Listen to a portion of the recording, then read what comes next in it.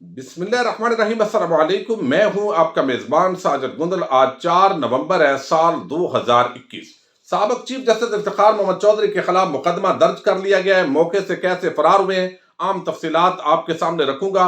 वजीर आजम ने शहबाज शरीफ और मरियम के बारे में दो टोक ऐलान कर दिया है। सलीम साफी ने एक मरतबा फिर सहाफत का जनाजा निकाला है और खातून ने अव्वल पर हमला किया है। इसी खबर से हम आगाज करेंगे। गुज़श्ता वीडियो के अंदर मैंने नाज़म जोखियो नौजवान का जिक्र किया कि किस तरीके से एक पीपल्स पार्टी के एमएनए और एमपीए ने उसको अपने डेरे पर बुलाया। कसूर उसका यह था कि उनका एक अरब मेहमान था जिसने रास्ता ब्लॉक किया हुआ था। उस इलाके का फर्द होने की हैसियत से उसने पूछा कि आप यहाँ पर क्या कर रहे हैं, तो आगे से बदतमीजी की गई, कैमरा छीनने की कोशिश हुई और फिर गुस्से में उसने एक वीडियो वायरल की और वो वीडियो वायरल करना उसका जुर्म बन गया। चूंकि एमएनए एमपीए और फिर वो बिलावल सरकार से उसका ताल्लुक हो, सूबा सिंध हो, कोई उनको पूछने वाला ना हो, कोई वफाकी हुकूमत कोई इदारा मुदाखलत ना कर सकता हो, वो रिश्वत भी वहां चल रही हो, चोर बाजारी भी हो और पूरे सिंध को लूट कर खा जाने वाले लोग जो है, किस तरीके से एक बेबस नौजवान को बुलाया जाता है। और अब एक ऑडियो पैगाम भी आ चुका है जिसके अंदर वो अपने वकील को मैसेज दे रहा है, चूंकि आपका फोन बंद है तो इसलिए वॉइस मैसेज भेज रहा हूं कि मुझे अब्दुल करीम जो एक एमएनए है पीपल्स पार्टी के, उन्होंने बुलाया है, मैं उनके डेरे पर आया हूं, मुझे लोग लेने के लिए आए हैं। अगर मैं जिंदा ना बचा तो अपनी वकालत के एतबार से आप देख लेना, मैं डरने वाला नहीं हूं, मैं फकत अल्लाह से डरता हूं। बिल आखिर उस नौजवान की लाश आई है और अभी तक बिलावल का बयान इस पर नहीं आया।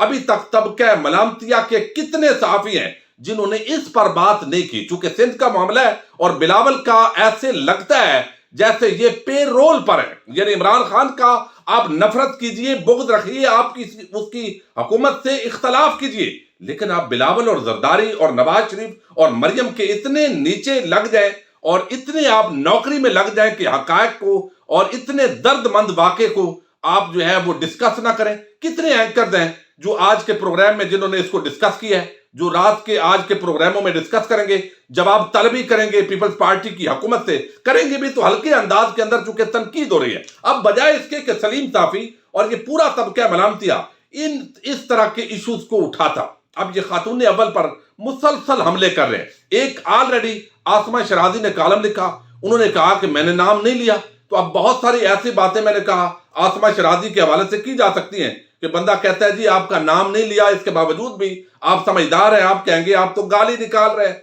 ये तो एक बड़ा अजीब तरीका वारदात है। अब दूसरी तरफ उन्होंने कहा कि जो एक उनके खिलाफ ट्रेंड बना, यकीनन ये ट्रेंड काबिल मुजम्मत है, मैं इसको जस्टिफाई नहीं कर रहा, वो एक तवायफ और किस तरह जो जिक्र किया गया, अब वो उन्होंने कहा जी मेरे खिलाफ ट्रेंड बनाया गया, भाई उसमें भी आपका नाम नहीं था। तो ये अपने मतलब जो है अपनी मर्जी के लेते हैं। अब आज जो यहां पर एक जिक्र किया, वीडियो एक बनाई सलीम साफी ने, अब उसने जेली पीरनियों का जिक्र किया, उन्वान रखा, और उन्वान यही है कि जेली पीरनियां जो है इन्होंने लूट कर खा गई हैं ये इलाके को, मुल्क को। अब यहां पर दो वारदातें उन्होंने पेशावर के अंदर हुई हैं, जो जाली पीरनियां बनकर उन्होंने घरों के अंदर वारदातें की है, वो लाए हैं और उसकी तफसीलात जो खबरों की है वो उसने दी है। लेकिन पूरा जो उसकी गुफ्तगू का फोकस, लुबे लुबाब मकसद वो वही है, खातून अव्वल को टारगेट करना। एक घरेलू खातून है भाई, बापर्दा खातून है, घर बैठी हुई है, सियासत वो नहीं करती, और ऊपर से जो एक जादूगरनी जो हाथ में एक गिलास लेकर घूमती है उस पर कोई बात नहीं कर रहा, और एक सियासत के अंदर है नहीं, बाहर भी नहीं है, इसके बावजूद तनकीद की जद में। और इस हद तक जब किसी दूसरी खातून के हवाले से बात करेंगे तो फौरन ये तबका टूट पड़ेगा और कहेगा देखिए आप किसी के घर के अंदर घुसकर ऐसी बदतमीजी कर रहे हैं। लेकिन इस मामले के अंदर अपने कुलीग सलीम साफी जो एक मरतबा फिर घटियापन पर इस तरह के जो है इशारे किनाए इस तरह की गुफ्तगू कर रहे हैं और अजीब किस्म का भोंडा किस्म का एक अपना नुक्ता नजर दे रहे हैं। अब उनको कोई कुलीग उनका तनकीद भी नहीं करेगा, पेटी भाई है, और उल्टा अप्रिशिएट किया जाएगा।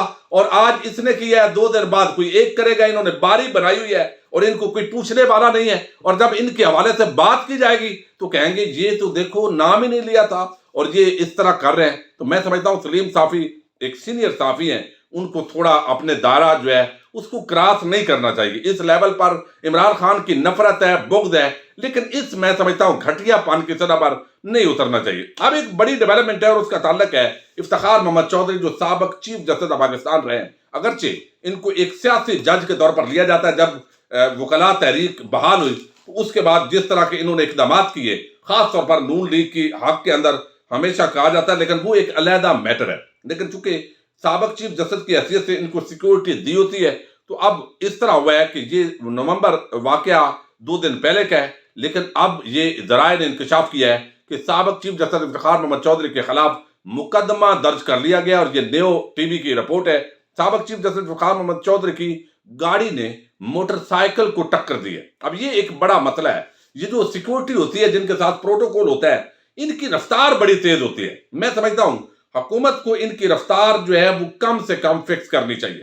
اب جہاں بھی کوئی بندہ وی آئی پی آ رہا ہے تو ایسی سپیڈ کے ساتھ، یا تو ٹریفک بلا کو سیکھ ہے، وزیر اعظم ہے، پریزیڈنٹ ہے، اس کی تو سمجھ آتی ہے، لیکن جو ایک سابق کوئی عہدیدار ہے اور 1-2 گاڑیاں اس کے ساتھ ہیں تو بھائی آپ آرام سکون کے ساتھ جائیں.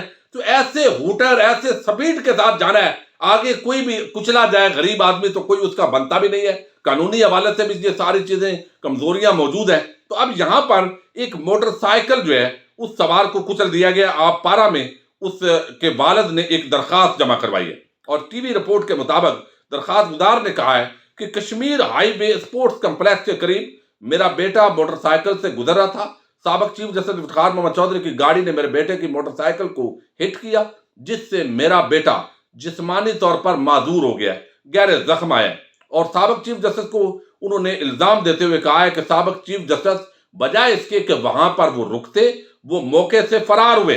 اور یہ انہوں نے کہا کہ چیف جسٹس افتخار محمد چودھری کے خلاف مقدمہ درج کیا جائے، اور ان کے گارڈز نے الٹا میرے بیٹے پر تشدد کیا ہے.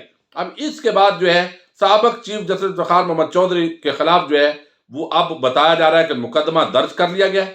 2 موٹر سائیکل سوار اس حادثے میں زخمی ہوئے. یہ واقعہ سری نگر ہائی وے پر 2 نومبر کی شب پیش آیا ہے، لیکن میڈیا پر اس کو زیادہ ڈسکس نہیں کیا گیا، اور جو زخمی ہیں ان کو پیمز ہاسپٹل کے اندر منتقل کیا گیا ہے. اب اگر اس طرح کا حادثہ ہوا ہے تو آپ کو وہاں کھڑے ہو جانا چاہیے تھا کہ شمالہ تارک کے قافلے نے کس طرح روندا لڑکوں کو، لیکن کیا بنا اس ملک کے اندر. آج انہوں نے ایک شخص کو نوکری سے برخاست کیا اپنے اختیارات کو استعمال کر کے، لیکن اس وقت جو ہے کسی نے کوئی ایکشن نہیں لیا. یہ اس ملک کی بدقسمتی ہے. بہرحال یہ سسٹم ہے، اس کے خلاف پھر بھی عمران خان کی ہمت ہے. اس پارلیمانی نظام کے اندر کمزوریاں ہونے کے باوجود بھی وہ مافیا کے خلاف ڈٹ کر کھڑا ہے. اور پھر بھی بات ہوتی ہے، تنقید ہے، خرابیاں ہیں، چونکہ سسٹم ڈیلیور نہیں کر رہا، مخلوط حکومت ہے، اور کسی کو ہٹائیں تو وہ ریلیف لینے پہلے پہنچ جاتا ہے. یہ ساری چیزوں کے باوجود ایک جو ویژن اور تھاٹ ہے اس پر وہ چل رہے ہیں. آج انہوں نے ایک تقریب سے خطاب کیا پرائم منسٹر نے، اور انہوں نے باتیں تو اسکالر سے کی ہے، ظاہر ہے اکادمی ادبیات کا پروگرام تھا، اور انہوں نے کہا کہ آج کے پاکستان میں اسکالرز کی بہت ضرورت ہے. عالم کا بہت بڑا رتبہ ہوا کرتا ہے. اسکالرز قوم کے نظریے کی حفاظت کرتے ہیں، اور اگر اسکالرز راستہ بھول جائیں تو قوم کا نقصان ہوتا ہے. اسلام فکری انقلاب سے پھیلا. افسوس ہوتا ہے کہ لوگوں کو اسلام کی تاریخ کا صحیح تو پتہ نہیں. لوگوں نے اسلام کی تاریخ کا پوچھیں تو انہیں جنگیں صرف یاد ہوتی ہیں، باقی جو اخلاقیات ہیں، جو روایات ہیں، اس کا ذکر نہیں کیا جاتا. اب انہوں نے کہا کہ یہاں پر پاکستان کے اندر یہاں اخلاقی قدریں اس طرح گر گئی ہیں کہ ووٹ بھی پیسوں سے خریدا جاتا ہے. سینٹ کے انتخابات کے اندر جس طرح لوٹ سیل لگی، مغرب میں کوئی پیسے لے کر دوسری جماعت میں نہیں جاتا. انگلینڈ میں کسی پر کرپشن کا الزام لگ جائے تو مجال ہے کہ وہ پارلیمنٹ میں بیٹھ جائے. وزیر اعظم نے کہا کہ سب لوگ کہتے ہیں آپ کیوں 2 بڑے خاندانوں کے پیچھے پڑے رہتے ہیں، بلکہ میری تو ماضی میں ان سے دوستی ہوا کرتی تھی. میں کرپشن کے خلاف لڑتا ہوں، میری کسی سے ذاتی دشمنی نہیں ہے. انہوں نے کہا ہے مجھے کہتے ہیں آپ اپوزیشن لیڈر سے ہاتھ نہیں ملاتے. اس پر اربوں کے کیسز ہیں. اگر اپوزیشن لیڈر سے ہاتھ ملا لیا تو اس کا مطلب ہے میں نے ان کی کرپشن کو تسلیم کر لیا. تو اب نواز شریف خاندان ہو، زرداری خاندان ہو، انہوں نے 2 ٹوک اعلان کیا ہے کہ ان کے ساتھ کوئی بھی میرا این آر او نہیں ہو سکتا. یہ بدقسمتی ہے کہ اگر یہ سسٹم جس طرح ان کو این آر او دیے ہوئے ہے، وہ تمام تر کرپشن، منی لانڈرنگ، چور بازاری، بیرون ملک پیسہ منتقل کر چکے ہیں، وہاں ان کی جائیدادیں ہیں، وہ اپنے بزنس امپائرز کھڑی کر چکے ہیں، لیکن اس کے باوجود یہاں پر ان کے خلاف فیصلہ بھی ہو جاتا ہے، لیکن ججز اور پوری عدلیہ اور پورا سسٹم مل کر کس طرح ایک جعلی بیمار کو یہاں سے نکالتے ہیں.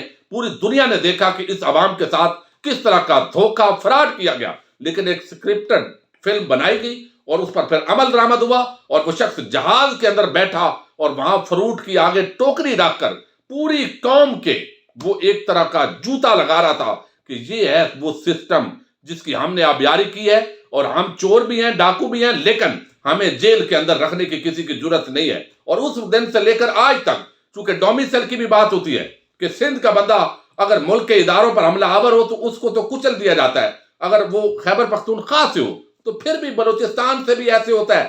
لیکن چونکہ پنجاب کا ڈومیسائل ہے اس لیے کوئی ان کو کچھ نہیں کہتا. روز آرمی چیف اور D G I S I کی ہر چوک تھڑے پر گالیاں دی جاتی ہیں، اس کے باوجود بھی ان کے خلاف ایکشن نہیں ہوتا. چونکہ جمہوریت بہترین انتقام ہے اور شریف اور زرداری مافیا اس ملک کے ادارے شاید وہ پوری طرح جو ہے ان پر ہاتھ ڈالنے سے قاصر ہیں. لیکن چور بداری وزیر اعظم بھی بے بسی کے عالم میں کہہ رہے ہیں کہ اگر دو خاندان پیسہ دے دیں تو چیزیں آدھی قیمت پر ہو سکتی ہیں، لیکن اس طرح تو نہیں یہ دینے کا لینے کا طریقہ تو آپ نے بتانا تھا، عمل کرنا تھا. بہرحال وزیر اعظم نے دو ٹوک ان کے حوالے سے آج واضح ایک میسج دیا اپنے میزبان ساجد گندل کو. نیکسٹ ویڈیو تک کے لیے اجازت دیجیے. اللہ حافظ.